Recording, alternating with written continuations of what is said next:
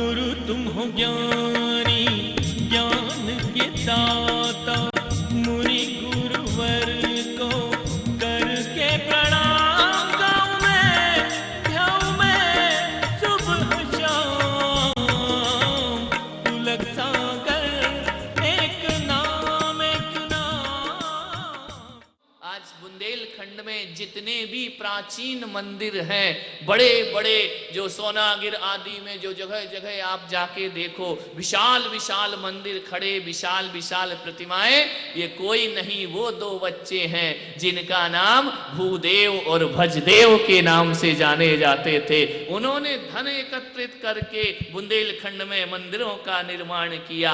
भाव सहित जो वंदना करता है ना, भगवान उसके साथ हो जाया करते हैं। कौन कहता है कि धन और पैसे से भगवान मिला करते हैं? भक्ति के भाव से भगवान प्राप्त हुआ करते हैं। ऐसी पवित्र भावनाएं जो पहले के लोगों में थी वो आज दिखाई नहीं देती है। सम्मेद शिखर की पवित्रताएं खत्म हो गई, पर्यटक स्थल बन करके खड़ा हो गया। मौज मस्ती के लिए लोग जाते हैं, मुंह में मसाला दबा कर लोग जाते हैं, जूते चप्पल पहनकर पर्वत पे चढ़ जाते हैं। पहले के लोग ऐसे नहीं थे, जब तक वंदना ना हो जाए तब तक मुंह में पानी नहीं डाला करते थे। अब तो जगह जगह नींबू शरबत चाहिए, जगह जगह खाने पीने को चाहिए। ऐसे लोगों को शिखर जी की वंदना का फल प्राप्त नहीं हुआ।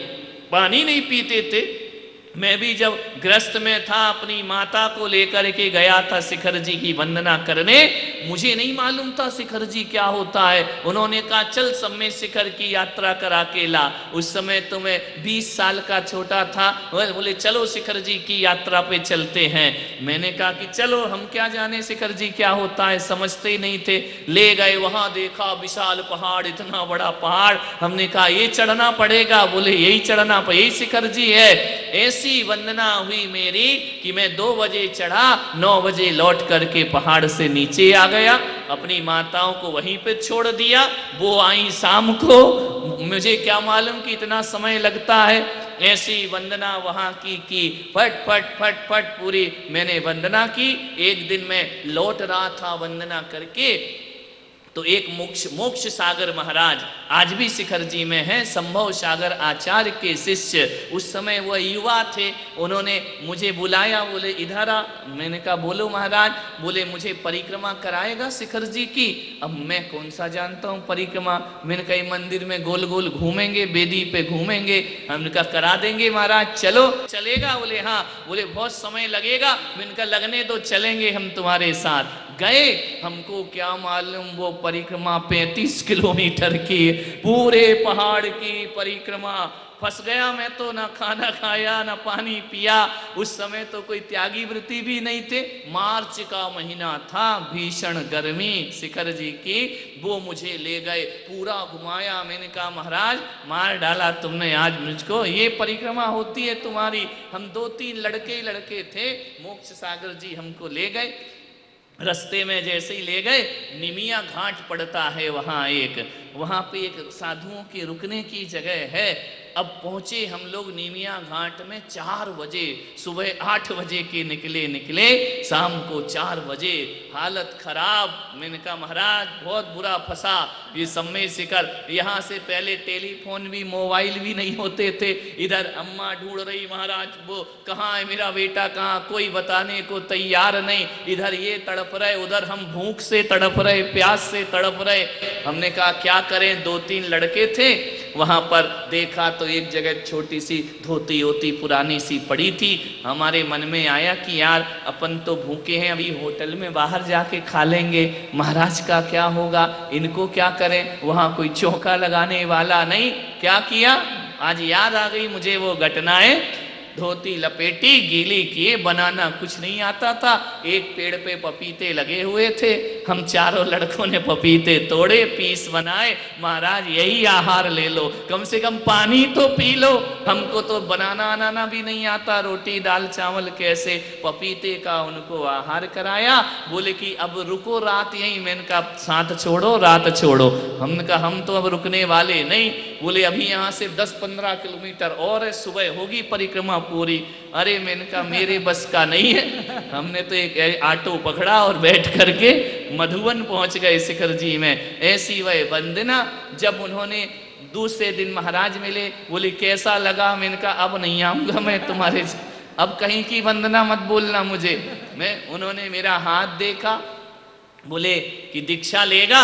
तो मैं भाव तो मन गए, मैंने कहा ले लेंगे दीक्षा। हमको थोड़ी मालूम था दीक्षा क्या होती है, पढ़ रहे थे कॉलेज में। बोले ले लेंगे दीक्षा। उन्होंने देखा, बोले जा जा तू दीक्षा नहीं ले सकता, तेरी हाथ में दीक्षाओं की रेखा ही नहीं है, तू तो ग्रस्त बनेगा, दीक्षा नहीं लेगा। ना जाने क्या मुझे सूझा, उस दिन मेरे मन में आया कि महाराज अब मैं तुमको चैलेंज देता हूं कि भले रेखा ना हो लेकिन दीक्षा जरूर लूंगा और दीक्षा लेकर जीवन का कल्याण करूंगा। और आपको मालूम है वहां से मैं लौटा और 1 साल बाद मैंने घर छोड़, कोई विचार भी नहीं था कि घर छोड़ना है, संन्यास लेना है। वहां जाके भगवान पारसनाथ का क्या ऐसा मन में अंदर आया कि दीक्षा के भाव। अभी मुझे कई बार लगता कि शिखर जी गए और वो महाराज मिले तो उनसे मैं जरूर बताऊंगा कि तुम्हारे ही चक्कर है जो आज मैं यहाँ महाराज बन करके बैठ गया। ऐसी महिमा उस समय शिखर की है। पवित्र भावनाओं, निश्चल भाव से जो वंदना करता है ना, उसके जीवन में अनंत अनंत का, वहां का आभा मंडल ऐसा है, अनंत अनंत सिद्ध हुए जहां से निर्वाण को प्राप्त किए। पूरे विश्व में भ्रमण करके तीर्थंकर सम्मेद शिखर की तरफ चले गए, अपना समो शरण छोड़ करके योग निरोध धारण कर भगवान निर्वाण को प्राप्त करते हैं। ऐसे पवित्र सम्मेद शिखर का विधान कराने का अवसर आज को प्राप्त हुआ है। ये मत सोचो कि तुम जिन शरणों में बैठकर विधान कर रहे हो, जो भक्ति भाव से अर्घ चढ़ाए हैं, सम्मेद शिखर में अपनी भाव वंदना पहुंचा करती है। एक बच्चे ने पूछा कि महाराज शिखर जी जाना क्यों जरूरी है? यहाँ से भी तो वंदना कर सकते हैं। लेकिन नहीं, वहां जान, तुम लोग की हो गई वंदना? नहीं हो गई? हो गई ना, बस हो गया बेड़ा पार। अब पशु गति में नहीं जाएंगे अपन, है ना। अपन को तो मिल गया प्रमाण पत्र, मिल गया, अब नरक पशु में नहीं जाएंगे अपन, शिखर जी होकर के आ गए। विचार करिए अब क्या हुआ कि उस बच्चे ने पूछा शिखर जी क्यों जाना? यहाँ भी पारसनाथ, वहाँ भी पारसनाथ, कहीं भी पारसनाथ होते हैं। अब आगम थोड़ी सी बात कहता है, सिद्धांत थोड़ी सी बात कहता है कि हमें शिखर जी में जाकर ही अपना माथा रखना चाहिए, उसी तीर्थ पर जाकर माथा रखना चाहिए। टीवी पे देखने से, इनसे देखने से कुछ नहीं होता है, वहीं जाना चाहिए। बोले महाराज ऐसा क्यों? वह इसलिए क्योंकि आगम कहता है कि जब कोई जीव मुक्त होता है, जब कोई जीव निर्वाण को प्राप्त होता है, तो 2 गतियां होती हैं, एक विग्रह गति होती है और एक अविग्रह गति, ऋजु गति होती है। टेढ़े मोड़े वाली भी गति होती है और एक सीधी गति होती है। मान लो वहां से पारसनाथ भगवान को मोक्ष हुआ सिद्धवर स्वर्णभद्र कूट से, तो जब उनको मोक्ष हुआ, तो जब मोक्ष जाता है कोई जीव तो मोड़े नहीं लेता है, सीधा जाता है, वो मोक्ष सिद्ध शिला में विराजमान हो जाता है। अब आप सोचिए कि ऐसे पारसनाथ वहां से उठे और सीधे जाकर के बैठ गए सिद्ध शिला पर, और जब हम जाकर अपना प्रणाम करते हैं उनकी टोक पर, तो उनके चरण हमारे शीश पर हुआ करते हैं। इसलिए वहां की वंदना का विशेष पुण्य। यहां से तो गए नहीं है मोक्ष भगवान, यहां से वंदना करेंगे वो अलग है, लेकिन वहां जाओ तो नेटवर्क डायरेक्ट मिलता है, टावर मिलने लगता है। क्योंकि जब हम उनकी टोक पे सिर रख, तो उनके चरण कहाँ होंगे? हमारे सिर पर होंगे, सीधा कनेक्शन लगेगा, विशुद्धि बढ़ेगी, कल्याण होगा। इसीलिए निर्वाण क्षेत्रों की वंदना करते हैं, क्योंकि वो अविचल हैं सिद्ध भगवान, वो विचलित नहीं होते। अनंतान रहिए अनंतानंत काल, यथा तथा शिव परिणय। अनेक काल कल्प बीत जाएं तो भी भगवान अपने स्थान से विचलित नहीं होते हैं। हाँ, शिखर जी की रचना बन जाएगी, बिगड़ जाएगी, लेकिन भगवान के, और वहां तो शिखर जी के ऊपर अनंत अनंत सिद्ध है, अकेले पारसनाथ के चरण नहीं, अनंत अनंत सिद्धों के चरण हमारे मस्तक पर आ जाते हैं। ऐसा अपना जीवन बनाओ, जब तक नहीं जा रहे तब तक ऐसा ही करो। भावना भाव सम्मेत शिखर की, निर्वाण की भावना भाव, ऐसा शिखर जी का विधान तुमने किया। बहुत बहुत आशीर्वाद मैं तुमको प्रदान करता हूं। और अकेले देखो, मोक्ष जितने भगवान गए वो अकेले गए, मतलब भीड़ भाड़ लेके नहीं गए वो, क्योंकि वहां दिन और रात नहीं होते, वहां दिन ही दिन, सूर्य चांद नहीं होते नंदीश्वर द्वीप में, वहां रात कभी नहीं आती है, वहां ये बिजली इलेक्ट्रिक माइका की कोई जरूरत नहीं है, वहां हमेशा ही प्रकाशमान रहते हैं। पूरा नंदीश्वर द्वीप अवस्थित होते हैं सूर्य चांद ढाई द्वीप के बाहर, वहां उनका परिक्रमा नहीं होता है। ध्यान रखिए, ऐसा वह नंदीश्वर द्वीप जहां जाकर अष्ट द्रव्यों से भगवान की महापूजा की जाती है। आप देखो, कल्पना करो, यहाँ तो कुछ नहीं है, वहां पर असंख्यात देवी देवता आज नंदीश्वर द्वीप में विचरण कर रहे होंगे, स्वर्ग के भोगो विलास को छोड़कर भगवान की आराधना करने पहुंचे। मिथ्या दृष्टि भी जाएंगे और सम्यक दृष्टि भी जाएंगे। कोई अपना आराध्य समझ के जाएगा, कुल देवता समझ के जाएगा भगवान, लेकिन नंदीश्वर द्वीप की वह महिमा होती है कि इन भगवान को यदि कोई देख ले, महावैराग्य परिणाम ठहरा, वैराग्य की उत्पत्ति हो जाती है। भगवान को देख करके, उनके दर्शन करके चित्त में कषायें मंद हो जाती हैं, और मंद कषाय होता है तो वैराग्य पैदा हो जाता है। वैराग्य कब पैदा होता है? जब कषाय मंद पड़ती हैं। तीव्र कषाय में वैराग्य नहीं होता। तुमको हो रहा है क्या थोड़ा बहुत वैराग्य? हाँ महाराज, कभी कभी होता है, जब लड़ाई झगड़ा हो जाए, मन खराब हो, कोई कहना नहीं माने, तो ऐसा लगता है कि घर छोड़ देना चाहिए। थोड़ी देर होता, उसके बाद नहीं होता है। क्यों? उस समय जब लड़ाई झगड़े होते हैं, खेद खिन्न विचार होते हैं, तो मोह कम पड़ जाया करता है, और मोह कम पड़ता है तो वैराग्य पैदा हो जाता है। एक बात ध्यान रखना, वैराग्य होना कोई बहुत बड़ी बात नहीं है। तुमको भी अपने जीवन में कई बार वैराग्य हुआ होगा। अर्थी को जलते हुए देखो, वैराग्य हो जाता है। वैराग्य को जैन धर्म में कोई बड़ा महत्व नहीं दिया है। वैराग्य होना कोई बड़ी बात नहीं है। कषाय वैराग्य तो देवताओं को भी हो जाया करता है, वह भी विरक्ति का अनुभव करने लगते हैं सम्यक दृष्टि देवी देवता। वैराग्य कोई बहुत बड़ी चीज नहीं है। जैन धर्म में क्या, हर धर्म में वैरागी हुआ करते हैं, लेकिन जैन धर्म में कुछ अलग सी बात है। यहाँ वैराग्य नहीं, यहाँ वीतरागता को महत्व दिया जाता है। आपका राग कितना कम पड़ा ये महत्वपूर्ण नहीं है, आपका राग कितना नष्ट हो गया ये यहाँ पर हमने कर्म के उपशम पर ज्यादा श्रद्धान नहीं किया, हमने कर्म के क्षय पर ज्यादा श्रद्धान किया है। कर्म क्षय की बात जैन धर्म करता है। वैरागी बनना कोई बड़ी बात नहीं है, वीतरागी बनना बहुत बड़ी बात है। वहां पर जाकर सब देवताओं को वैराग हो जाता है। उसके बाद फिर जब पहुंचते हैं ना स्वर्ग में, फिर भोगों में लीन हो जाया करते हैं। जैसे तुम लोग यहाँ बड़े धर्मात्मा हो जाते हो, घर जाकर फिर वही साम दाम दंड भेद, उसी में आत्मा जाकर के लीन हो जाए। ये सब वैराग के परिणाम हुआ करते हैं, ये कोई स्थायी परिणाम नहीं हुआ करते हैं।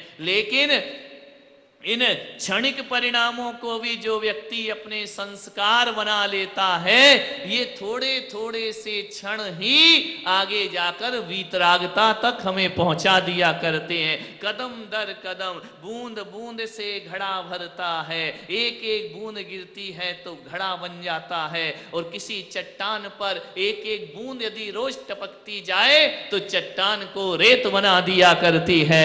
ऐसे ही ये भक्ति के क्षण बूंद बूंद यदि हमारी चेतना पर पड़ते जाएंगे, संस्कार बनते जाएंगे, और यही संस्कार एक दिन निर्वाण की यात्रा करा दिया करते हैं। कदम बढ़ाओ, ये मत सोचो कि हम ग्रस्त हैं, हम क्या करें। तुम्हारा मार्ग भक्ति का मार्ग है, तुम्हारा मार्ग भगवान की पूजन का मार्ग है, तुम्हारा मार्ग नवदा भक्ति का मार्ग है, तुम्हारा मार्ग शुभोपयोग का मार्ग है, तुम्हारा मार्ग जिनेंद्र भगवान के गुणानुवाद का मार्ग है। यहाँ आकर तुमने अपने जीवन में जो भी अर्जित किया है उसका फल आज नहीं तो कल मिलेगा, मिलेगा जरूर। कुछ भी करो, कोई भी चीज बिना फल दिए नहीं जाती है, फल जरूर मिलेगा।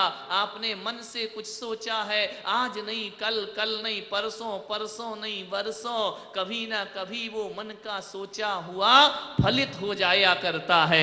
वचनों से जो बोला है कभी ना कभी वह भी फलित होता है, और काया से जो किया है वह भी कभी ना कभी फलित हो जाता है। एक आदमी मकान बनाता है, आज सोचा आज ही बना लेता है क्या? आज सोचता है, फिर दिमाग लगाता है, फिर और व्यवस्था करता है, और ख्वाब देखता है, और सपने देखता है, फिर धन संग्रहित करता है, धन इकट्ठा करेगा, धन आ गया, अब जमीन ढूंढते फिरता है, जमीन मिल जाए, अब जमीन आ गई, अब आर्किटेक्ट को ढूंढेगा, फिर ठेकेदार को ढूंढेगा, कारपेंटर को ढूंढेगा, इलेक्ट्रीशियन को ढूंढेगा।